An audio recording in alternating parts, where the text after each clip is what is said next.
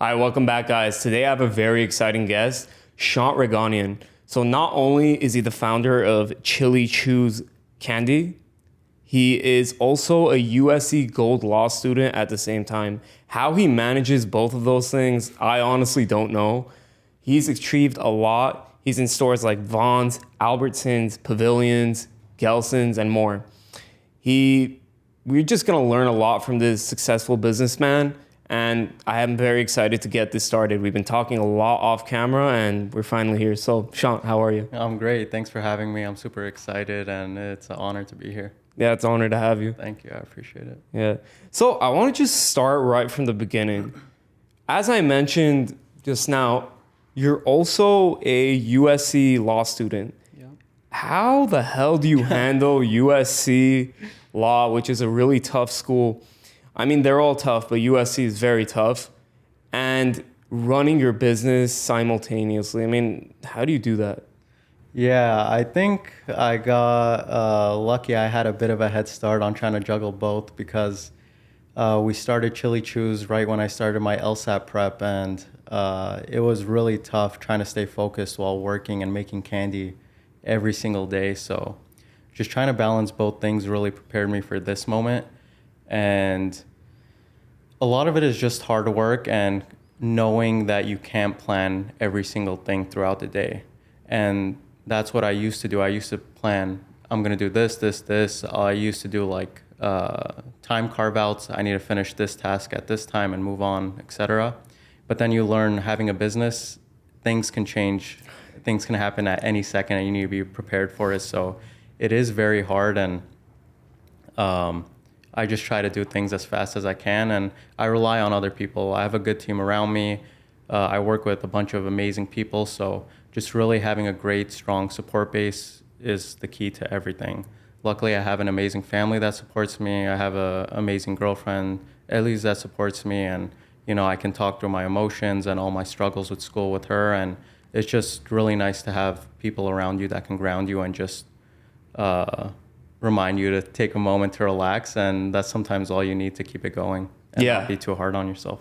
Yeah, especially the last part, don't be too hard on yourself. Yeah. It's something he's taught me. So I talk to business owners and entrepreneurs and producers, like just people across all different fields, and that seems to be an underlying theme. You need to cultivate good relationships with your business partners and in your personal life, whether that's your friends, family, or if you have like a wife or husband, significant other or something. Yeah. Why do you think having those good relationships, both in your business and personal life, why is it so important? Because again, this is a theme I keep hearing everywhere. Yeah. So business is tough. The last thing you want to do is work with people that are difficult to work with. You want things to be a little bit easier, and that's why people naturally gravitate towards people who are cool, relaxed, and I think that's why I found like a lot of success, and my partners found a lot of success in this space because we were young, at times naive. We didn't know what we were doing, so we approached every relationship as if it's going to be a long-lasting partnership, and that got us so far in life and so far in the business. And those connections and those people we met 3-4 years ago, we still work with them to this day. With our buyers in these stores, they trust us because we know how to network and cultivate good relationships by just having constant communication with them and just being honest. People don't understand or realize in business that honesty is such an undervalued asset, because you think the person on the other side of the room just wants to hear whatever they want to hear, but they just want to hear the truth. They want to know the reality of the situation, because the last thing they want to happen is for something unexpected to happen. So, yeah.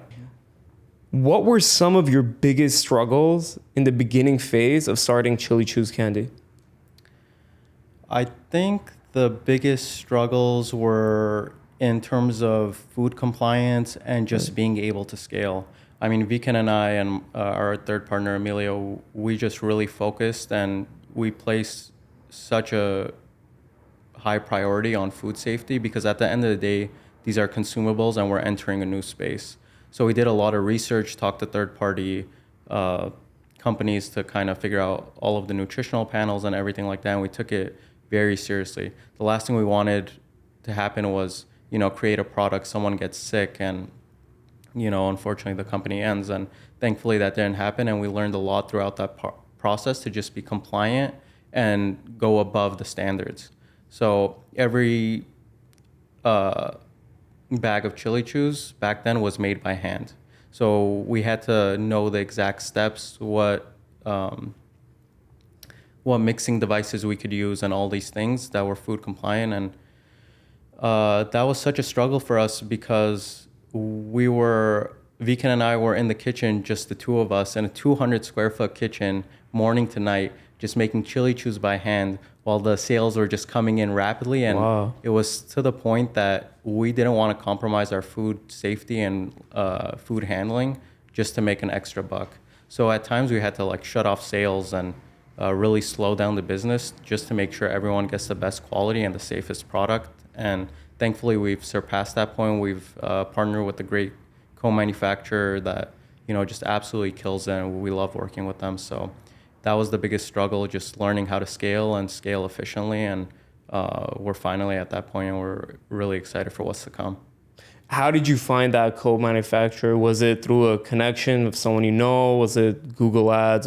How did you find them? Yeah, so at first it was really tough, and it's hard trusting people when you're so young in the industry. People say, I have this friend that does this, but luckily my partner Viken had a connection, and we've been working with them for over 3 years now, and no complaints. They've been amazing, and they've been able to scale right alongside us, and they're a long-term manufacturing partner.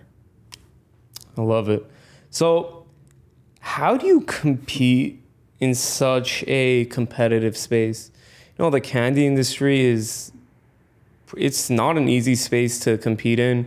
Mm-hmm. There's about 3 or 4 big competitors that have been dominant in the United States for the 20th and the 21st century, and no one can really match up to them. But how do you compete in this space?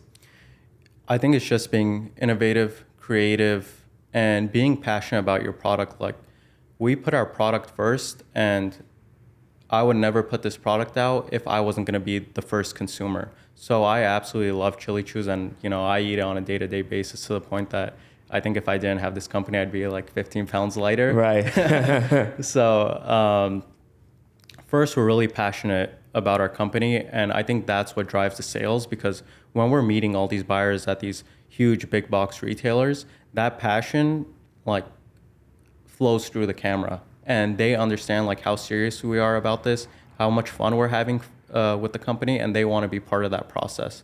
So everyone we meet, we kind of light up a fire within them to come be part of this journey with us. And like I was saying earlier, these relationships that we've built have exceeded 3 years. So we're really excited, and I know all of our partners are excited, and we've been growing alongside with them. And it's just a great story of a testament to when you believe in something so hard, success inevitably follows. Was this belief that you've had in this candy, was it always in you as a kid, or did you develop into a grown man and then start having that belief, or how was it? Or was it maybe genetic? Did your parents, pass this down to you, or how was it? No, I remember the first time I ever had kind of spicy candy. My sisters got it from a store and brought it, and I was just a little kid, probably 7, 8 years old. Right. And I tried it, and I was like, this is disgusting. This Wow. is horrible. So I think as a kid, it's kind of an acquired taste, but we've been lucky enough to sample hundreds of thousands of bags at food shows and colleges and to random people. And even when I go into a store and I just need to pick up a few bags, I'll give it to the cashier just for them to try it out. And it's a lot of just first experience, and people just need that initial taste, and 9 out of 10 times they're hooked on the spot. Yeah. Like you were telling me, because you did want to bring us some bags for us to try. When you were buying the candy from Home Goods, the woman, the cashier was like, "Oh, I love these candies. Yep. My daughter's so excited." And then you said, "Well, yeah, I hope you like it. I made these candies. And she was excited. She wanted you to sign the bag, I think, right? Yeah, and I was like, I'm not gonna sign the bag. I'm just a normal person like you are. Like, I'm more than happy to give you these bags. And she was adamant on me signing those bags for her. But candy, that's another reason why we enter the candy space is because it's such a fun and exciting space, and it's not boring. People love and indulge in, and it can really just like change your day, Mm-hmm. Did your experience because I know your parents are actually from Armenia, if I'm not mistaken. Yeah. Did the experience of being an immigrant kind of, because for a lot of people, and I could relate to it, as an immigrant, kind of puts a chip on your shoulder a little bit to succeed and go kill it in whatever right you have, whatever thing you want to do. Did it put that internal chip on your shoulder, or did you not have that? First of all, I want to thank my parents for everything they've done. But yeah, it did create a chip on my shoulder, and I'm very thankful for my parents. Growing up, my dad worked Monday through Sunday, morning to night. Like, I wouldn't even see him in the mornings, and he would come so late at night. But I'm so thankful for that. And he had his own business, but what's surprising was he understands how hard it is to maintain a business and build a business, and he's had so much success in his own right. But he kind of wanted me to stray away from that and go to law school. And he was so excited when I got into USC, and he was so sad when I told him I'm not going. But I owe it to my parents to also make them happy, and I'm not just doing it for them. I'm sure they can see around the corner, and they just want the best for me. And they kind of pushed me to go to school, and it was more of a suggestion rather than a push. But I'm so happy, and I know going to law school is gonna pay back in tenfold. And I know you told me you actually deferred, and then after the deference, you got in. So. Yeah, funny enough with the deferral story, I was talking to the dean of admissions at USC, and I said, sorry, Dean, like, I'm not going to come this year. Is there any way I can defer? I'm just building this company. And he's like, of course, like, I want the best for you. He's like, I'm going to give you 1 year, though. I was like, okay, I'll come back next year, and we'll be ready for school. So this past summer, I reached out to him, and I was like, hey, Dean, that conversation we had last time, I'm actually not going to come to school anymore this year. And he's like, are you sure? And I was like, yes. But something happened in those 2 to 3 weeks time frame. I was having a lot of conversations with my girlfriend, with my family, with my friends, and they were all so supportive. They were just like, do whatever you think is the best. We believe in you. We think you can manage both. And I had to email the dean saying, is there any way I can come back to school? I know you guys already handed out all the scholarships. Law school is based on placement, so I didn't know if there was going to be enough seats, but thankfully he let me back in, and I'm having the time of my life, and have met so many great friends at school. Awesome. Do you want to be like corporate lawyer, or you're not sure yet? No. I don't want to say no to anything, but... Right. Like, do you have an idea, I mean? Yeah, my idea for now is kind of work at a small boutique firm. I really want to learn from that kind of intimate experience and learn how to build my own law firm eventually, which I don't think I'm going to get at a corporate firm. Those corporate firms have amazing experiences for young associates in terms of the cases they handle and the networking and the relationships you can build. But I also think there's a lot of positives of working at small boutique firms. So I'm very excited about that. And I'm actually going to be working at a small boutique firm this summer. Right. Yeah. And the positives, to my opinion, is when you work at a smaller boutique firm, you really understand the internal operations of a company rather than a huge firm. Yeah. You don't really, you don't know it because it's already established. Yeah, but exactly. I just want to backtrack to one thing you said. You said, shout out to your parents for everything they did. It would be wrong of me to not shout out my parents. Shout out to my mother and father. Oh my God, what they did for us, I can never replicate it, and I can never thank them enough. They literally left Iran, came here with no knowledge of the United States, of nothing. They couldn't speak the language. They spoke Armenian and Farsi. they came here with nothing. My dad worked for somebody for a couple of years, and then he had the courage and the audacity to go build his own carpentry business. So I saw my dad literally every single day, morning till night, he was working. Yeah. And I just knew, I'm like, if I screw up when I was a boy back then, but if I grow up, become a man, and I screw up, when I'm a grown man, not going to be good. So whatever I do is, I thank you, Dad. I thank you. And I thank my mother too, because she did work in Iran, but when she came here, she had to raise me and my older sister. So she kind of stayed at home, and she did work here and there, but primarily stayed at home. And without their leadership, structure, love, and guidance, I wouldn't be sitting here. Yeah. So I have a big shout out to my parents. The immigrant parents, they give you love like no other parent in the world. So and they're built different. Yeah. I always have this kind of internal struggle and think about it like, my parents have been so successful despite coming to this country, not knowing the language and raising kids in a foreign country. It's no easy task. And sometimes I'm like, if I don't be successful, like that is so sad. But I think it just shows like how far hard work can get you. And if you just put your mind to something and you are sacrificing a part of your life, but it's for a greater purpose. Whatever you're working on now, you're going to have kids eventually in the future if you want to, and they're going to appreciate all the sacrifices that you made for them. Yeah, at 100%. And, us, we're of the same ethnic origin. We're both Armenians. Our people have just been through so much historically, and it's up to us, the new generation, to pay it forward.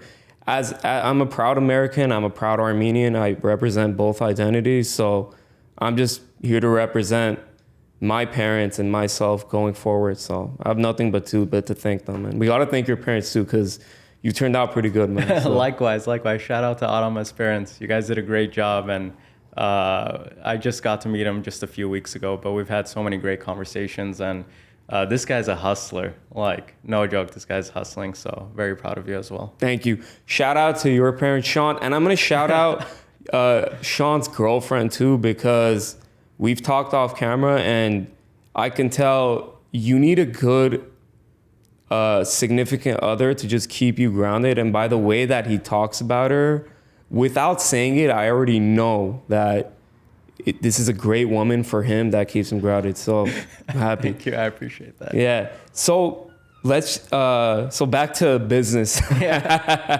So tell me, how have you been able to land your product in these big chain stores? We have Vons, we have Albertsons, Gelson's, we have other stores too. That's very hard. Those stores are American staples. It's found in all 50 states. And it's not just those stores, it's many more too. Yep. How are you able to land in those stores? Is it the passion? Is it the pitch deck? Is it the financial promise? Are they looking at your financial statements if they allow you to, and you're promising an ROI in the years to come? Is it a combination? How do you do that, honestly? The first retailer we ever got in that was across the 50 states was Urban Outfitters. And they reached out to us, and we were so excited because our online sales had dropped. The algorithm had changed, and we were like, okay, we need to figure out something else to do. So Urban signed us on, and we were so excited. Shout out Urban. But when we got the order, it was for 30 bags. And we're like, 30 bags? Like, you guys have 200 stores. Like, what are you guys going to do with 30 bags? Right. So we sent those bags out. Didn't make any money off of it because it was such a low order, and the shipping cost like $50 alone.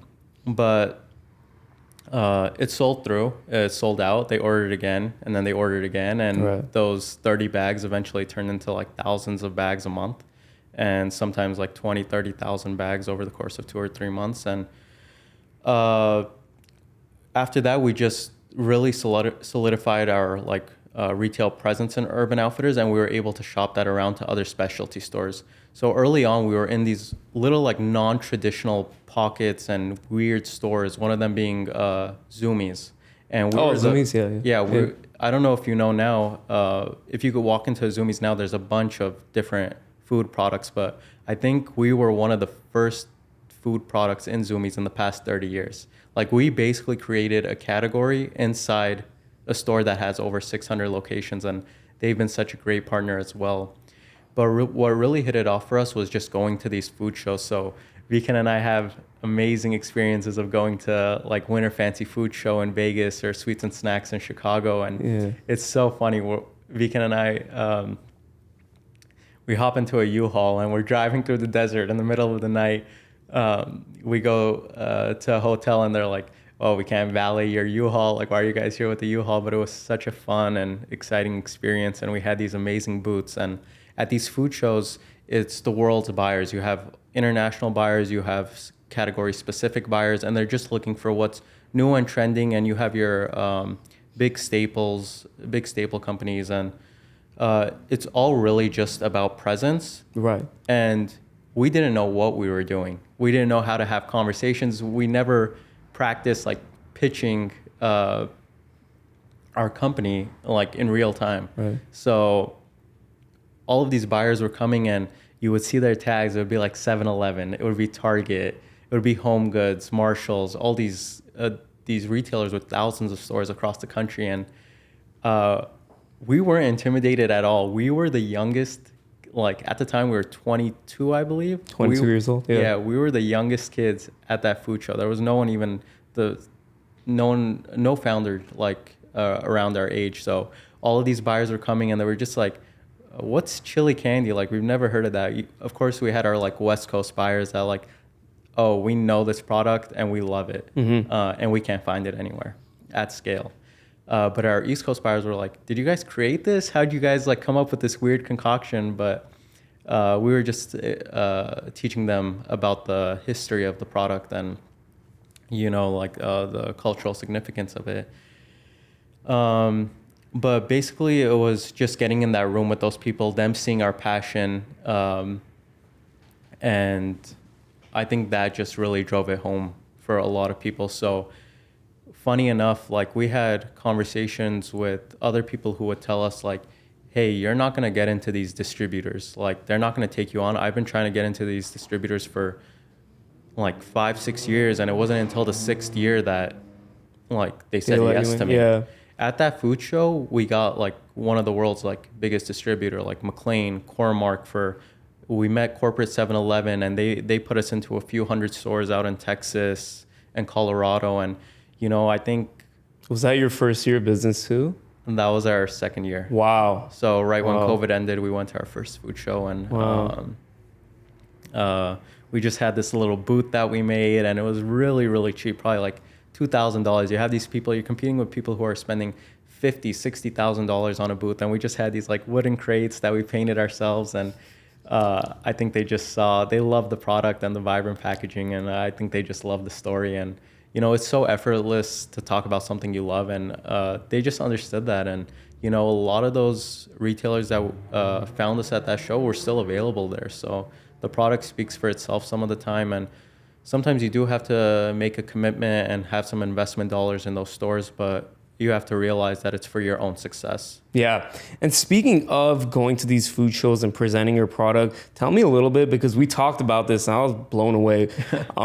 Tell me a little bit about meeting the CEO of Mendocino Farms and collaborating with Chrissy Teigen and Primitive Collaboration. Yeah, so that was at our first Winter Fancy Food Show. And back then, you were supposed to wear a badge, and it tells you what store you're the buyer for. The buyer is the person who decides what products are going to get into that store. And this guy came, and he was wearing a jacket. You couldn't see what his... name card was saying or what company he was associated with. And everyone was saying like, oh, be cautious for these people. Like sometimes they just want samples. They're just here to waste your time. Like really focus on the people you can see their name tag and you know, like give them all your attention. Mm-hmm. And Viken and I were just like, you know, everyone deserves the same level of respect. Like we don't care if, your Costco or a small little mom and pop shop. Like everyone deserves the same level of respect. And I was talking to this guy, and I was just explaining our story and our product, and at the end of it, I was just like, "Oh, what do you do?" And he was just like, "Nothing much. Like I just like the candy and stuff." And I was like, "Oh, okay, cool. Maybe I'll see you around. Like here's a bunch of bags. Like feel free to like just have it." And then he came back like an hour later. He's like, "I really like this candy. I'm the founder of Mendocino Farms." And I work with Chrissy Teigen on her Cravings company, and he's like, "I'm gonna go take it to Chrissy and John Legend." So he took it to their hotel room. Apparently they fell in love with it, and funny enough, Vikan and I were manning that booth the whole time. We were trying to sell the product, and we just wanted like a 5-minute break to just go use the bathroom, sample some stuff, and get a drink of water. And that's when my sister and our third partner Emilio stepped into the booth, and that's the exact second that Chrissy Teigen came and walked by, and they have an amazing picture. And they were so cool, and it was so exciting working with their team to kind of like figure out like a flavor that works for her. And we were able to create this delicious mango pineapple gummy. Maybe we'll release that again soon, but the collaboration was just so sick, and we have so much fun working with like all these different companies to try to create these new SKUs. But I mean, that story was just insane, and it just goes to show like if you're just nice to people and you're just laid back and have a good time and you're just passionate about what you do, like great things are going to happen. And you never know who you're going to meet, and you should never have the intention of trying to like get something from someone. Just be a nice guy, and whatever happens will happen, Yeah. And as far as our Primitive collab, my partner Emilio, he has a long-standing connection with them, and shout out to John from Primitive as well. He had a big hand in helping out with this stuff, and we created this amazing, almost like marshmallowy gummy type candy, which no one had on the market, and we got that into like all the Zoomy stores, and it was the sickest bag, like a matte bag, and that one sold out as well. It was super sick. This just goes to show if you treat people like an equal, whether or not you perceive they're above you or below you in any type of business metric, if you just treat them like a human being, they're going to treat you like another human being. They're just people at the end of the day, just like you. They have feelings, they have emotions, they get tired, they get hungry, just like you are, day by day. They just have a different set of life experiences, and that's the only thing separating you. So again, it's just a person. So yeah. What I've learned early on, two things. One thing I learned from my dad is to never be shy and always ask for help. When you're talking about your product, when you're meeting these people, just never be shy.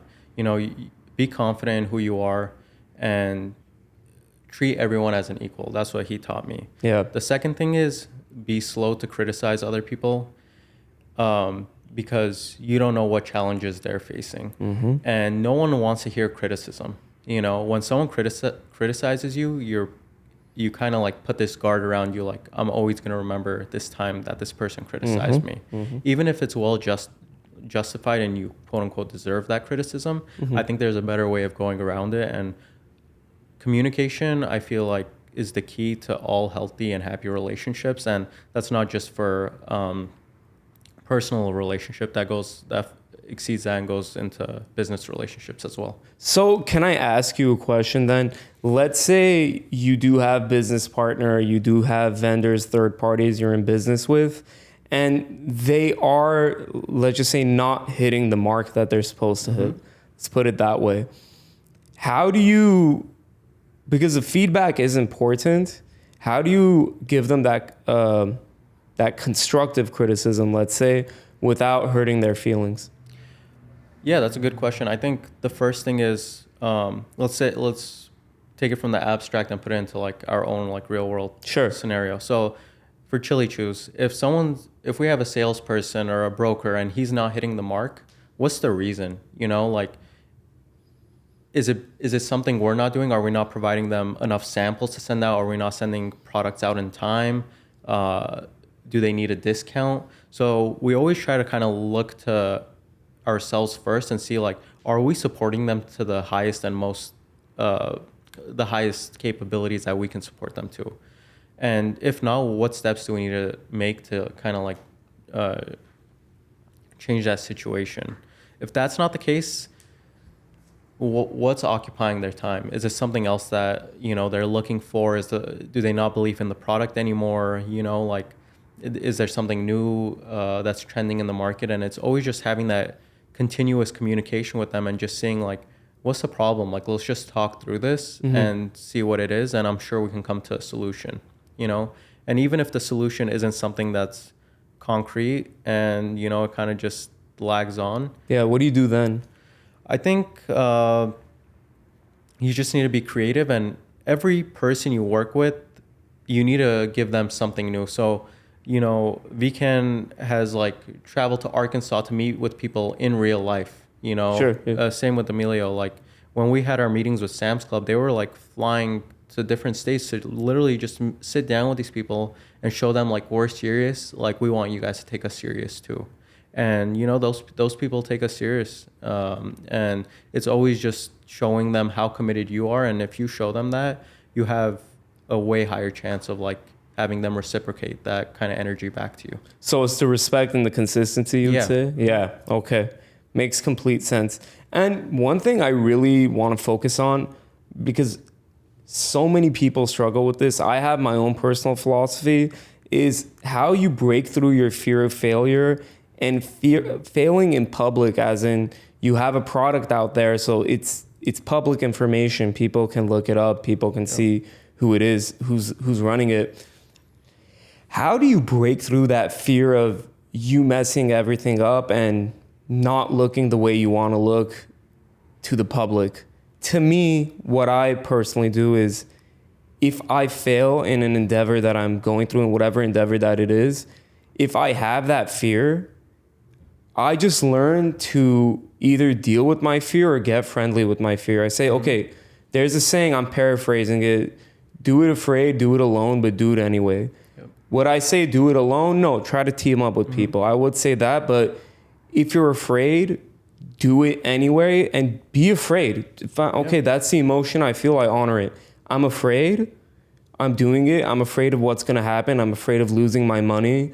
I'm afraid of a million things going wrong, but I'm doing it anyway. So to me, I just live with that uncomfortable emotion. Maybe it's not the most effective way. Maybe there's a better way. Yeah. Do you have any advice regarding that about, you know, breaking through that fear and not appearing like a failure to the public eye?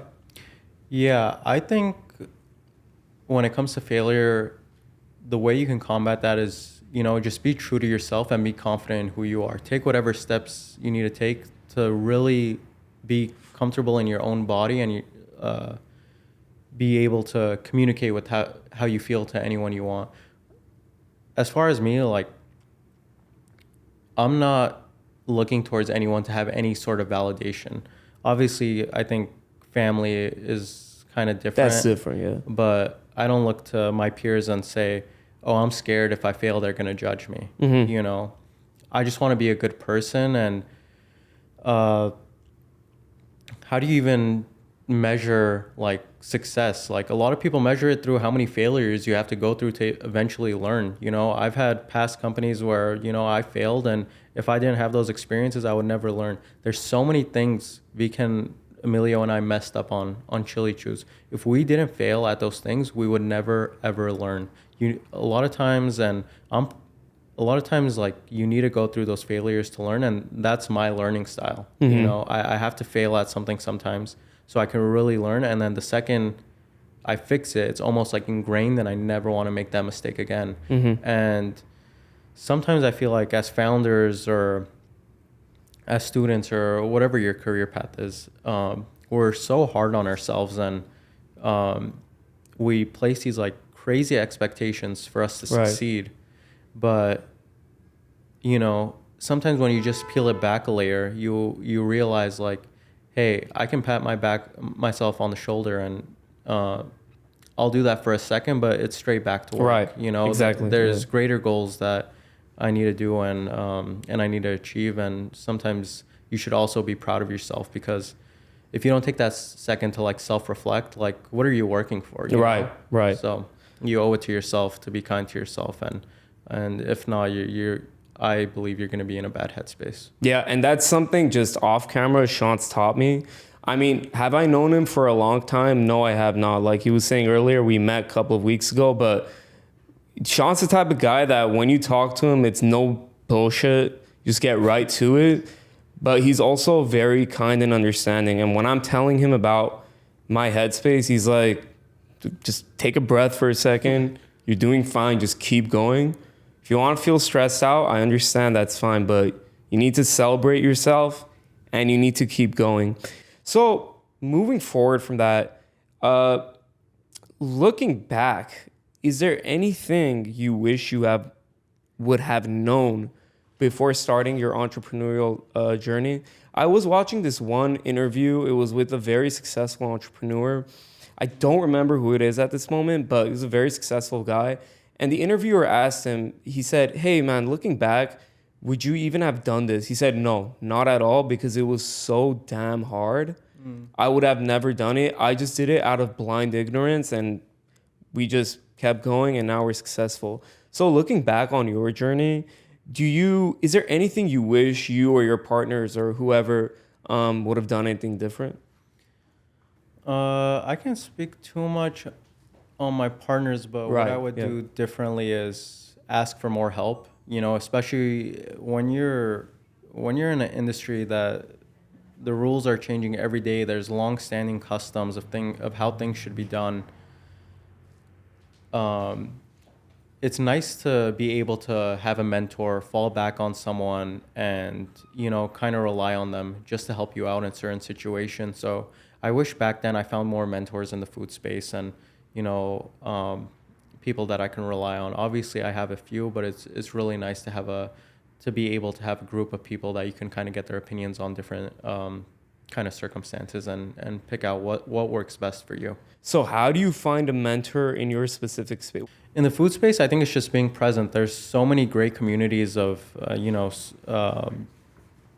snack. It's like snack communities where they host these amazing events and they have these private dinners that, you know, everyone's so nice in the community. It's really easy to get an invite, and it's just being present, whether it's on LinkedIn, Instagram, just sending a message. I mean, how'd you do it? How do you meet with all these founders? You just message them, right? Or you ask for a connection. You know, it's such a small world, and you'll be surprised with like how many people, how often people know each other, and you know that's how people meet. And you should never be afraid to put yourself out there. You know, when you don't put yourself out there, you're sacrificing your own success. Why do you want to do that? Yeah. Be confident in who you are, and you'll find like a plethora of people, you know. And that's one thing I was never shy to do. I would always kind of ask random people for help. That was my problem. I was asking people I didn't know, like, hey, I want an internship. I want to intern under you so I can learn. I want to intern this and that. And I'll be so surprised. And this is even the case now, because there were so many amazing lawyers that I reached out to, and no one ever, only like one or two of them ever reached back out to me. And one of them being Alex Magardician from the Magardician Law Group. And Nice. He's been such a great mentor. I've met with him twice, and he's just given me such great, valuable advice. And, you know, he's pointed me in the right direction in terms of my career. And it's great having people you can rely on to just pick their brain a bit and see how they got to where they are. And the one thing I just want to share with the viewers is what I've learned throughout these years is people will tell you, hey, I got to where I am and this is my journey. And you might take that as like, that's the only way of me getting to that same kind of destination. But the reality is there's so many different ways to end up at the same place, and you should never like limit yourself, you know. I love to take other people's opinions and then I construct my own kind of map and reality, you know. And at the end of the day, like I'm also a big believer in God. So as much as I want to plan, I know like God's laughing at me and saying like, hey, like whatever you're trying to plan, like I'm the master planner. Right. Like, take it easy. Yeah. Everything you just said is so powerful. And one thing that just sticks out to my head, the great Clarence Avant, aka the Black Godfather, he had this wonderful saying, "I don't have problems, I have friends." Meaning, if there is a new height you're trying to, well, he means it in a literal sense too. If you have problems, your friends could help you fix it. But I think he was such a smart man. And he meant that in a more, I think, metaphorical, in my opinion. I can't know for sure, but I think what he meant by that is I don't have problems, I have friends, is whatever height I'm trying to reach in my life, I want to be more fit. I want to have a better body. Well, I have friends. I have a network of people that help me. I have a great gym owner, a friend that's a gym owner. I have a health issue. My God forbid, my mom or dad has a health issue. I have a friend who's an oncologist. They could help out with that. You know, I have an issue with my teeth. I have a friend that's an orthodontist. So really having a network of people that you're connected to, that, and again, it's a symbiotic relationship. It's not just take. No, you have to give value too. But when he said that quote, it really stuck a chord with me. So Clarence, you were correct. Rest in peace to you. I wish I could have talked to you, but I'm going to take the lessons you gave because that guy was a hustler, Clarence Avant. I like that quote. That's a good one. Yeah, he was an amazing guy. So just a little bit about because what Americans like to do, what I've noticed, I don't know about other countries, is your business life is here and your personal life is here. We would like to think that that's how life is, but it is not. It's not. Your business life, a lot of times, fortunately or unfortunately, is intermingled with your personal life. If you are in business or entrepreneurship or whatever. Having said all that, how has Chili Chews impacted your personal life? How has it made you grow as a person? Or do you think it's in some ways made you grow and in some ways made you deter a little bit? How do you feel about that? In terms of personal relationships, I mean, having a business, it ebbs and flows with how busy you are. And, you know, there's days and weeks that you can be incredibly busy. And then there's days that, you know, things are slow and it's a good time to reconnect with, you know, family, friends and whatnot. And I think that's why I stress like having a good support group, whether it be your family or whatever it may be, just having a group of people that you can always rely on to kind of like just chill back, relax, and have a good time. I don't think I'm the best person to ask about that because I've had to sacrifice so much because of school. And unfortunately, I only go home like once or twice a month, and I try to talk to my parents as much as I can. I try to see my friends as much as I can, try to see my girlfriend as much as I can. But, you know, at the same time, I don't want to look back on my law school experience and say, I didn't study enough, I'm not happy with how I performed. But at the same time, I have this internal conflict with me because I know that's just temporary. And, you know, law school's not forever. Law school's not forever. And I want to continue making memories with my parents, my family, my girlfriend. And, you know, those relationships aren't temporary either, you know? Right. Yeah. Yeah. No, I respect that. And I always respect people because you could have just said, I would do this, but it takes a lot of humility to say, you know what, I'm not the best person to know that. And there's nothing wrong with that. And I respect that. I think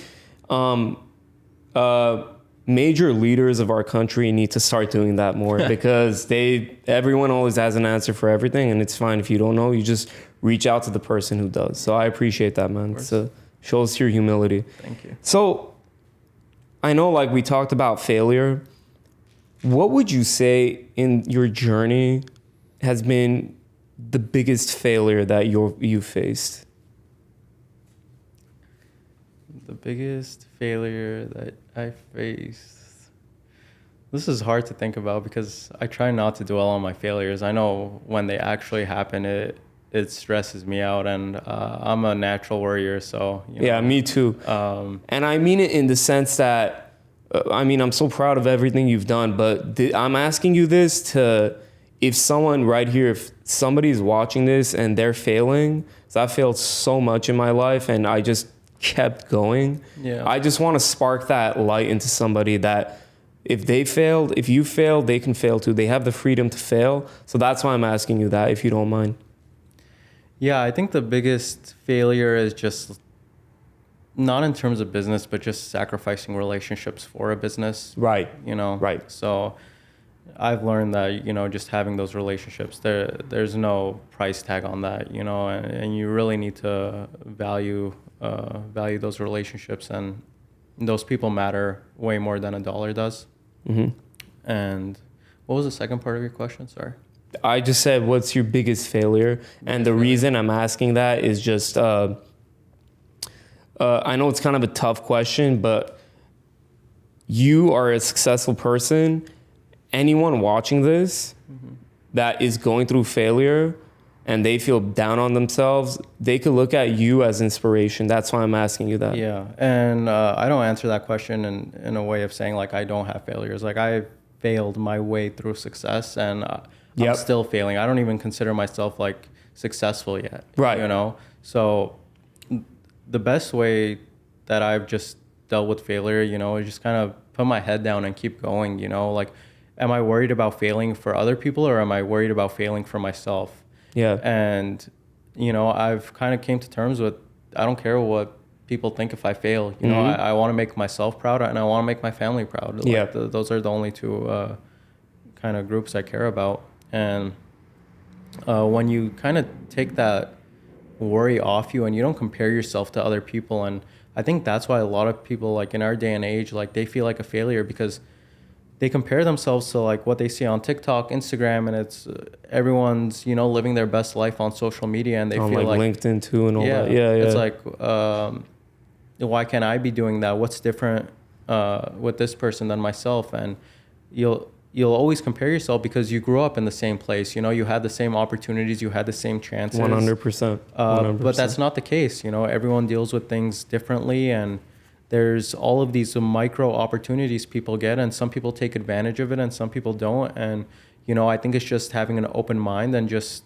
putting yourself out there. Yeah. And you never know people's life. Mm-hmm. It may look amazing, and I hope it is, but what they're showing you is like 5-10%.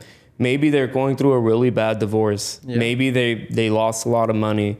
Maybe they don't have a good relationship with their family. You really never know. So if you want to look at people and compare yourself, one thing that if I could tell anyone, only compare yourself if you're ready to take their problems on too. Mm-hmm. So if you just want to take their success, take it, but you need to take their problems too. So really, there's just, what I'm trying to get at is there is no fruitful production in doing that. And one thing, and if anyone experiences too, let me know in the comments, because I experienced this. When I think about my failures, I kind of revert back to my life, like, oh, I failed in this. Then my mind does this train of, well, you failed at this stage too, and when you were younger you did this, and when you were even younger you did that. And then I kind of go into a mental proxy, let's say, of just a string of failure. But to me, it's try to stay away from that as much as possible, because it adds a lot of undue chaos in your life. So if you experience that, let me know in the comments. And if you've breaking through that mental toll, let me know how you broke into it in the comments, because I struggle with it and I'm trying to break through it just every day, and Shant would know that. So that's funny you say that, because I'm like that too. I'm always thinking about my like constant perpetual like failure just for myself, like the things I failed in personally. And I look at it from like a different perspective where I'm like, wow, I failed at all those things and I'm still here. Right. That's it. You have to reframe it. Yeah. Do you think like, oh, I failed, let's say 3 days ago, and I think, oh, I failed 3 days ago, and then, oh, when I was 19 years old, I failed at that. And when I was 21, I failed at. That's how I have that issue. Do you do that as well? Yeah, I mean, it's hard like not to dwell on like your failures and but you just got to keep yourself grounded and and realize like, yeah, I failed at those things, but I still lived. You're still here. Yeah, you still lived, and I'm sure you've had some success along the way. And every successful person has probably way more failures than you do. Exactly. And that's the reason why they're successful. They just didn't stop. Yes, exactly. And so, yeah, like this perfect advice from him right there. So if you have dealt with that issue of cycling through regrets in your life, or not regrets, I'm sorry, failures in your life, and you broke out of that mental space, or if you're still in that headspace and you're trying to break out of it, let me know in the comments below. I'd love to hear about how you're dealing with that. I'm not a licensed professional or anything, just discretion out there, but, I can relate to you guys can relate to me. So just a couple more things I want to ask, and then I know you're busy, so we'll let you get on with your day. But what is the single biggest piece of advice you would give ambitious person that wants to start up their own business venture? What's the biggest piece of advice you would give? And that could either be generally, or it could be in the specific business you're in. It's up to you how you want to take it. I think the biggest piece of advice I have is like to never stop. And when people kind of laugh at your ideas, or they'll make a comment saying like, "Oh, how big can you even get this?" Right. You don't use that as like a factor, as an excuse to stop. If we stopped back when we only had like a few $100s in sales every month, like we wouldn't be here. If we cared what other people thought of our success or failure, like we definitely wouldn't be here, because everyone's going to have an opinion, and only time will tell. And there's no hard feelings with anyone who doesn't believe in you. Just give them a reason to believe. Like, why would anyone believe in like two guys who have no business experience going out and starting a candy business? Like, they had their doubts, and rightfully so, and we proved a bunch of people wrong. But it's no hate, like it's natural. A lot of people fail at things, and if we failed at this, like I'm sure the next one would be a success. And I think those are the reoccurring themes like in our conversation, and a lot of conversations I have with most people. And have you ever, because you allude to being young, and just out of personal curiosity, do you face age discrimination? I think in the candy industry a bit, or the food industry, back when Viken and I did start going to these food shows, we were literally the youngest people. So yeah, I mean, you're talking to people that are like 60, 70 years old, and sometimes it's hard getting people to trust you. And they're like, what experience do you have? And you're just like, I don't. This is my experience. This is a living experience. And so it's hard getting people to trust you when you're that young. But time will tell, and you'll have more experience under your belt, and that'll all change eventually. That's why when people reach out to me, I never look at their experience. I just look at their ambition. Right. Like, are you ambitious? Do you have passion? Like, what are you looking for? Are you looking for advice, or do you just want me to give you the answer? Right. Right. And I think people see through that, and you might be able to hide it to yourself and lie to yourself and kind of try to take the easy way out, but they see it. But they see it. Yep. Right. Exactly. Great point. That's a great point. And what I just remembered. Mm-hmm. That happens sometimes. No, you're good. But the beard though makes you look older, so you could look older. So yeah. Perfect. Okay. And my final question is, where do you see your Chili Chews 5 years from now? 5 years from today? 5 years from today, I think we'll still be a private brand. I see us in probably the biggest retailers around the country. We have some promises from Target and hopefully Walmart soon too. And wow, we've been getting in the room with a lot of big retailers, and I think expansion is coming. And I think Chili Chews is gonna be like a powerhouse in terms of like spicy products, and we want to branch out and create new products and create products with intention and really deliver on like a great tasting product, because that's what we're known for, you know. At the end of the day, we're an indulgent and we love just, you know, I think sugar hits the tongue a bit differently, and it's like instant dopamine. So I don't know the science behind it, but when I eat candy or anything, like I get so happy. Right.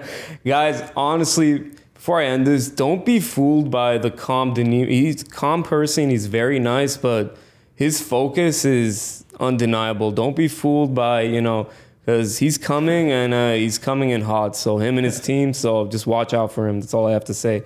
Oh, I was just going to say, if anyone ever has any questions or wants any advice, like I'm always more than willing to help like young people out there. And, you know, I've had a lot of help from other people throughout my journey, and I've never kind of shied away from asking for help. So I hope anyone that hears this is comfortable enough to just reach out to me on LinkedIn and just shoot me a message. And, you know, if I can't help you, I'll connect you with someone who can.